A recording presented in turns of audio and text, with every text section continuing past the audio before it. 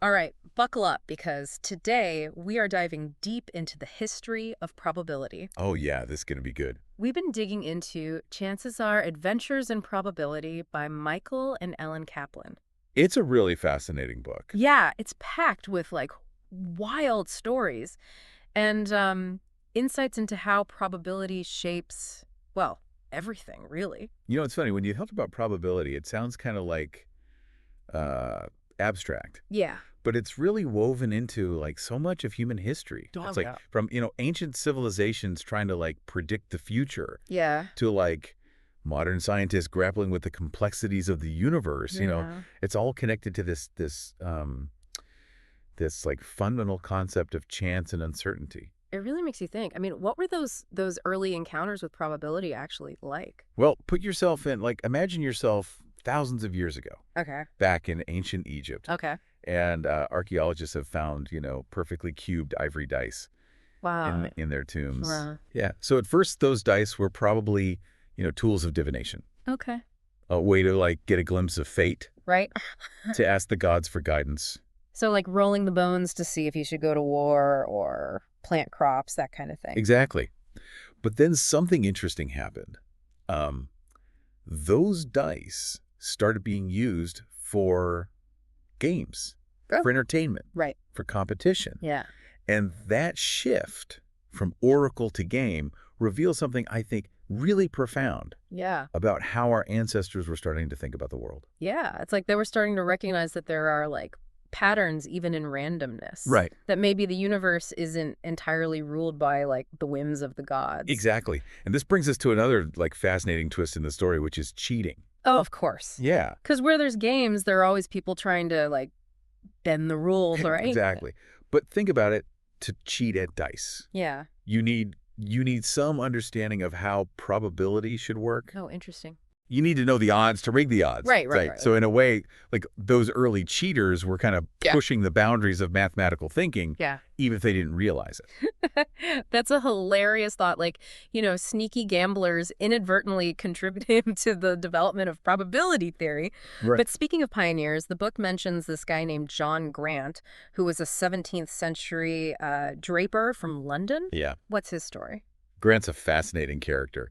He was essentially bankrupt, Oh, no. but he had this like incredibly insightful idea. Okay. He decided to analyze London's bills of mortality. Bills of what? Mortality. These were records of deaths in the city. Oh, okay. And he wasn't just, reading them. Yeah. He was crunching the numbers, Okay. looking for patterns, Right. trying to understand the forces at play. So he was like a detective of data Yeah. trying to unlock the secrets hidden in these mortality records. Precisely.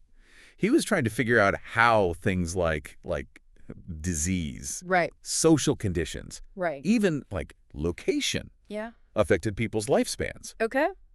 And in doing so, he essentially created the field of statistics. Wow. This is revolutionary stuff. So he was creating a whole new way of understanding the world just by looking at patterns and data. That's amazing. It was amazing. It makes you realize that statistics isn't just about like dry numbers. It's about uncovering stories, isn't it? Absolutely.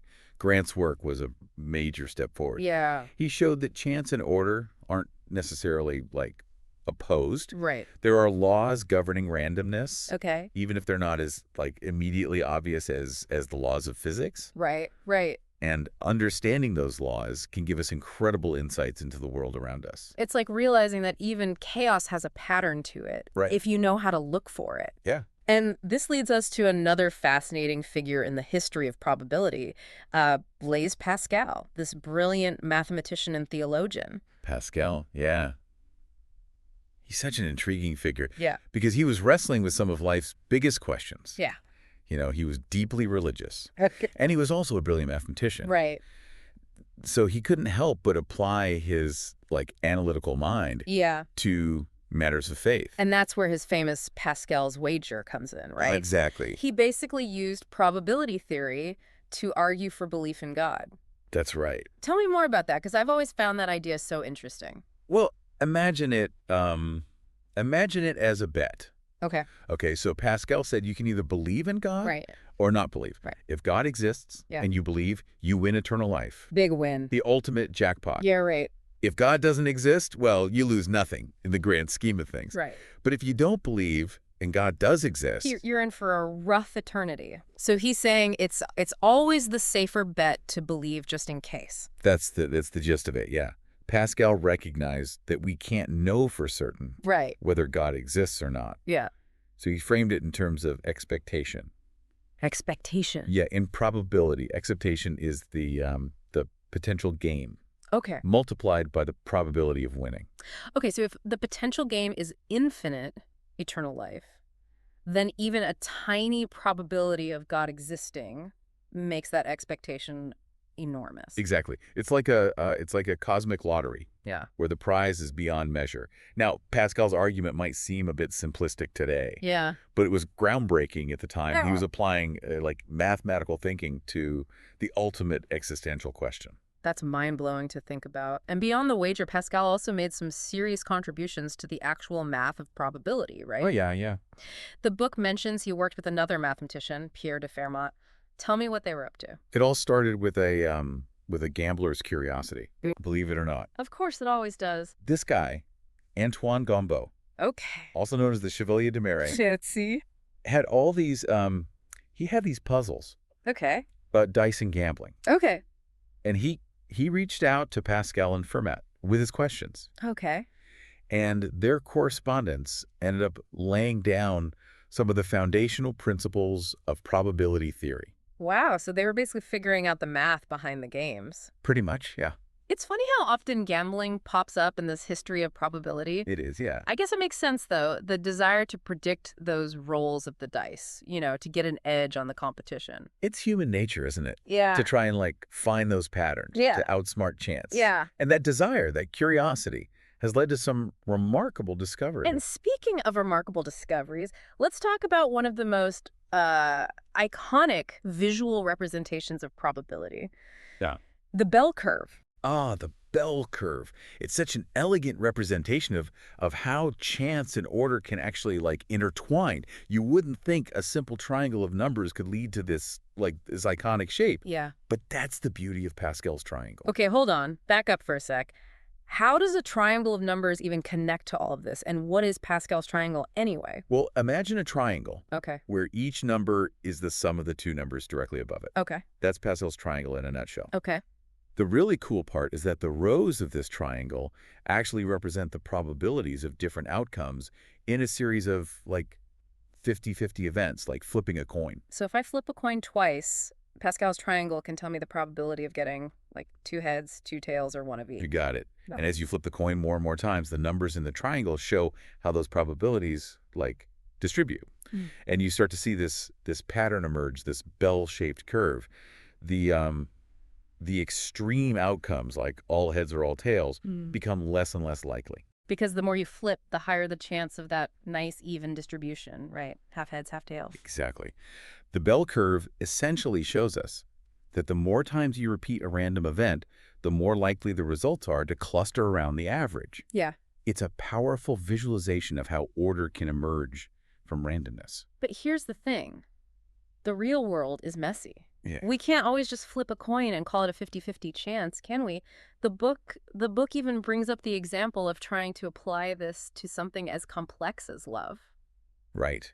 And that's where things get really interesting. Yeah. It raises the question, can you really apply the same principles of probability to like human behavior? Right. Can you measure love like you measure coin flips? Yeah. It's a fascinating question to ponder, and it leads us to the like limitations Yeah. of applying these concepts to the messiness of human experience. It's a good point. Life isn't always a coin flip, right?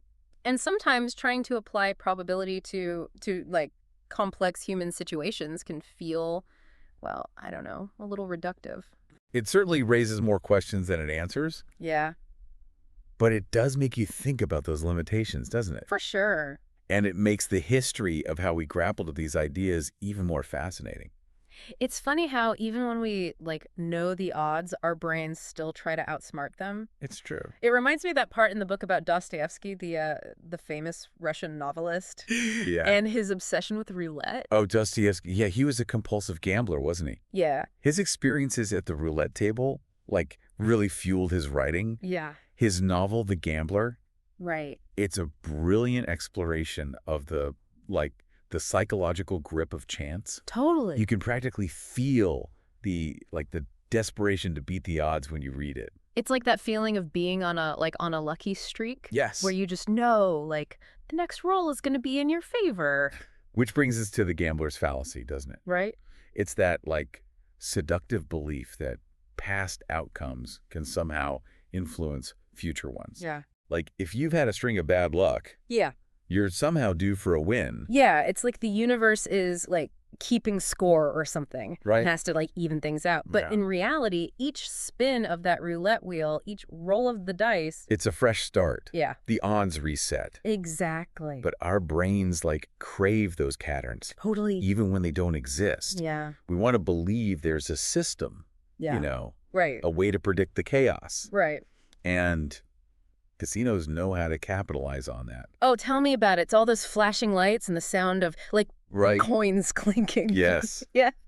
They're designed to, like, tap into that deep-seated desire to beat the system. Exactly. They're selling the allure of lucky streaks and feeding that belief that, like, we can somehow outsmart the odds. Right. But in reality, understanding probability isn't just about the math. Right. It's about understanding our own psychological biases. It's about knowing when your gut instincts are leading you astray, Yep. which is probably a good thing to remember in more than just casinos. Right.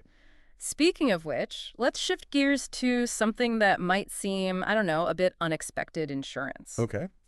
The book makes this kind of surprising connection between insurance and probability. It's not as far-fetched as it sounds, though. Yeah. Think about it. Insurance is essentially a bet on the future, Okay. a calculated risk. Right. Insurance companies use, like, mountains of data Right.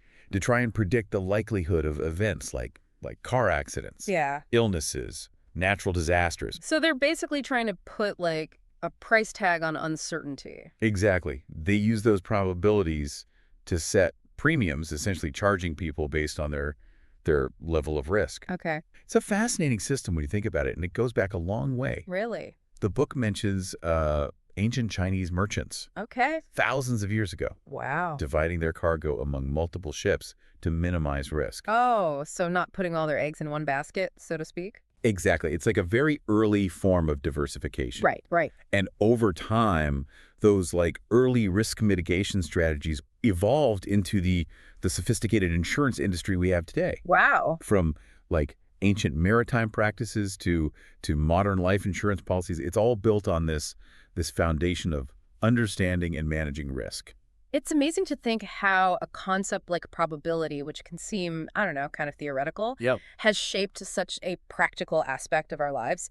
But let's talk about another area where probability has had a huge impact: medicine. Okay. The book delves into the work of Ronald Fisher, Yes. this brilliant statistician and geneticist Yeah. who revolutionized medical research. Fisher was a giant in the field. Yeah. He recognized that, like, in medicine, you're often dealing with complex systems. Right? And subtle effects. Right. So how do you know if a treatment truly works? Yeah. Or if the results you're seeing are just due to chance? Right, right. Fisher developed these really rigorous methods for designing experiments Okay. and analyzing data, introducing the concepts of randomization Okay. and statistical significance. So he found ways to separate the signal from the noise. Precisely. Before Fisher, medical research was often based on, like, anecdotal evidence Right. or poorly designed studies. Yeah. Yeah. His methods brought a whole new level of rigor, allowing researchers to determine with much greater confidence whether a treatment was actually effective Okay. or just a fluke. That's a game changer for medicine. It's huge. But even with these rigorous methods, the book points out that sample size really matters. Oh, absolutely. Right? A study with a small sample size might not tell the whole story. Fisher understood that small samples could be misleading. Right. The larger the sample size, the more reliable the results. Right. And the less likely you are to draw, like, false conclusions. Right, right. The book mentions a fascinating example about the effectiveness of magnesium injections for treating heart attacks. Oh, right. Yeah, the early studies, the ones with small sample sizes, showed promising results. Right. But then a much larger study was conducted, and it turned out the magnesium wasn't actually effective. Exactly, which highlights the danger of drawing like firm conclusions Right. from limited data, Yeah. especially when you're dealing with something as complex as human health. Right, right. It's a good reminder to be cautious about any study that makes like bold claims Yes. based on a small sample size.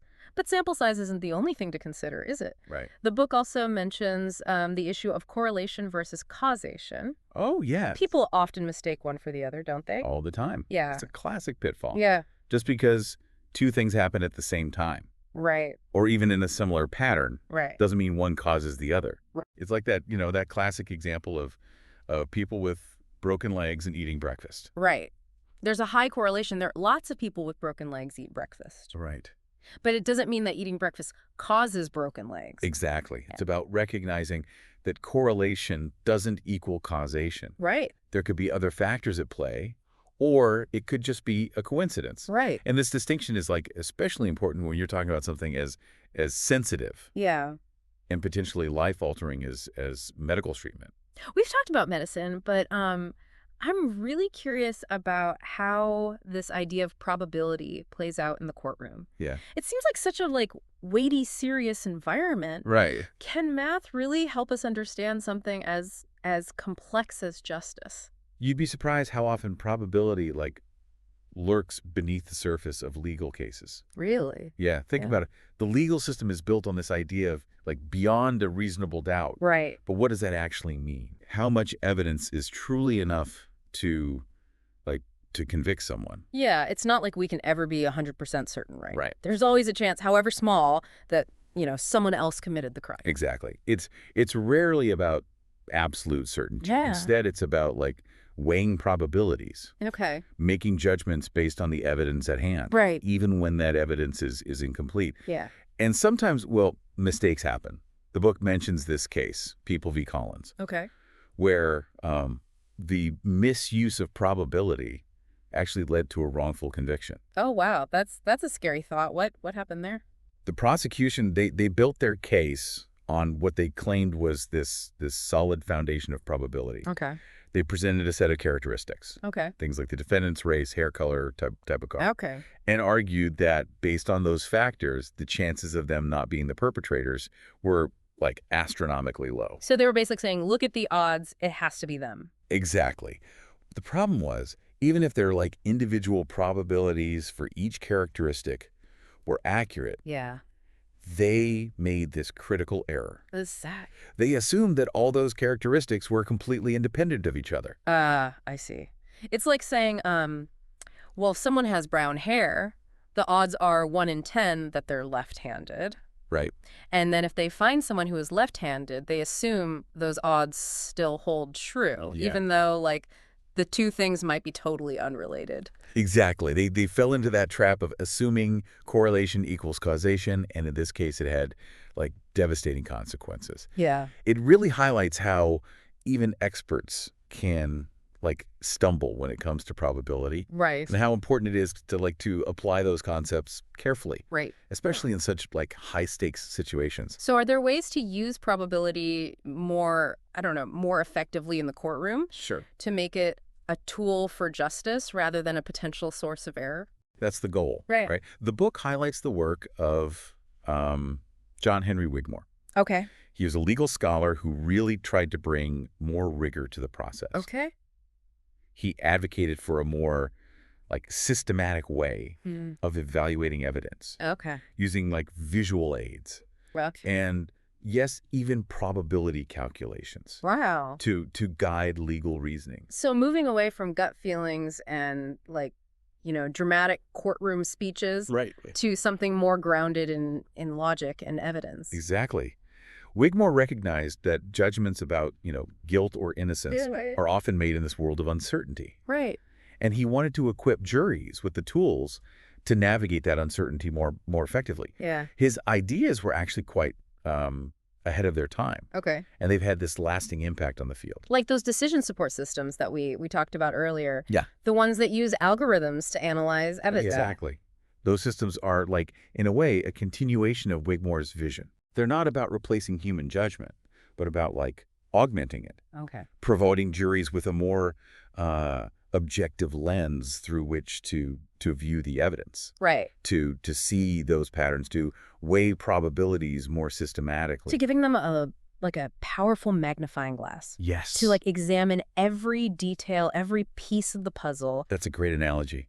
It's about striving for fairness and accuracy, recognizing that the stakes are incredibly high. Yeah. And that we need to use every tool at our disposal to reach a just outcome. It really makes you appreciate like the power of probability, how it touches so many aspects of our lives. Amazing. And speaking of which, what about predicting the future? The book also dives into weather forecasting, which feels like a perfect example of probability in action. It is. And when you think about how our understanding of the weather has evolved, it's really a testament to the power of like observation, data analysis, and yes, probability. It wasn't so long ago that we saw the weather as this like mystical force, right, governed by the whims of the gods. Right. But slowly, over centuries, we started to like notice patterns, right, to develop theories, right. And then with the invention of the telegraph, yes, suddenly we could get weather information from all over. Yeah, it's like expanding your view of the entire system. Exactly. Suddenly you could see how weather patterns in one place might influence what happens like hundreds or even thousands of miles away. Yeah.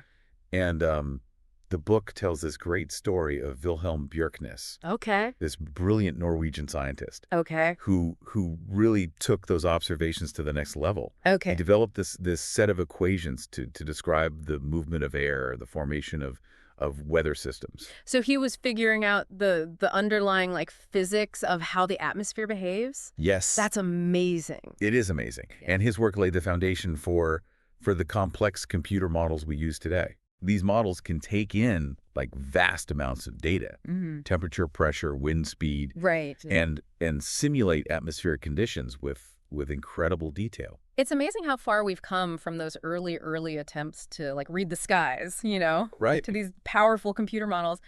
But even with all that technology, we still can't predict the weather perfectly, can we? There's always that chance of showers that throws off our picnic plans. That's where chaos theory comes in, right? Right. It throws a wrench into the gears of prediction, even with incredibly sophisticated models. Yeah. Even the tiniest change in initial conditions of slight variation in temperature, a rounding error in a calculation, can have this huge impact on the outcome. Wow. It's the famous butterfly effect, as Edward Lorenz discovered. Right. While running those early weather simulations. So it's like a chain reaction. Right. Where even a butterfly flapping its wings in Brazil could eventually lead to like a thunderstorm in New York or something. It makes you realize there are like limits to even our most powerful predictive models. Precisely. It's about recognizing the inherent unpredictability of complex systems. Right.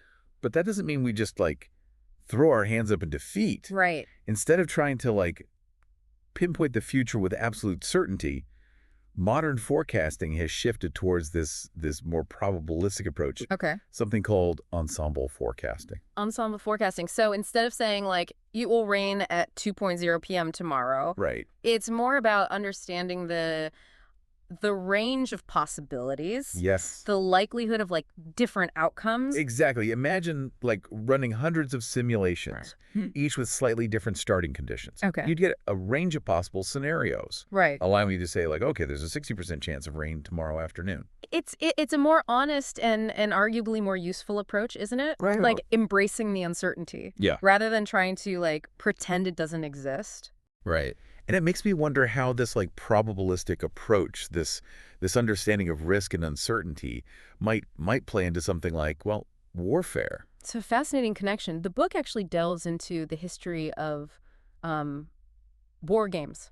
Yeah, I remember that. Simulated battles used to test strategies and explore different outcomes. Right. And how those games evolved alongside our understanding of probability. I remember that part. It talked about how war games were used like as far back as ancient times. Oh, yeah. But they really took off in the 19th century Yeah. with the development of Kriegspiel, this Yes. like incredibly detailed war game used by the Prussian army. Exactly. And those early war games were a precursor to like modern game theory, Okay.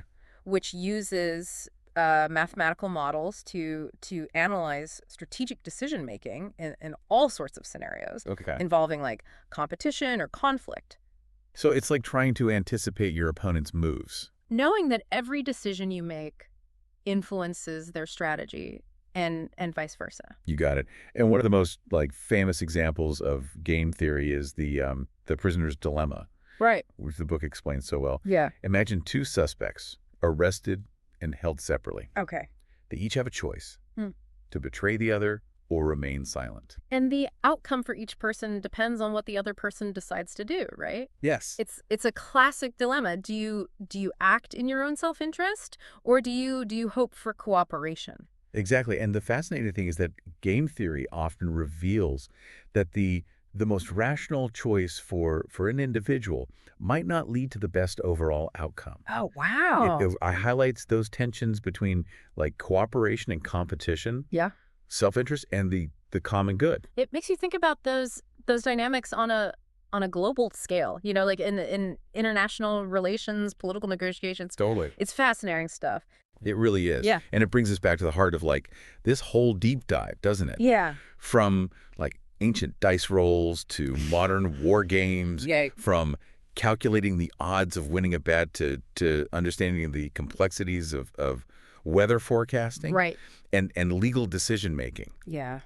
Probability touches like so many aspects of our lives. It's been quite a journey. We've explored how probability is like woven into the very fabric of our understanding of the world, from gambling to genetics, insurance to medicine, and even the very fabric of the universe. It's a lot. It's fascinating and honestly a little overwhelming. It is, but it's also incredibly empowering. Yeah. As the book so eloquently reminds us, understanding probability isn't about eliminating uncertainty. Right. It's about learning to navigate it, Right. to make wise choices in the face of it. And sometimes the most valuable lesson probability teaches us is the vastness of what we don't know. It's about embracing the unknown, recognizing that there will always be an element of chance, a roll of the dice in everything we do. Exactly.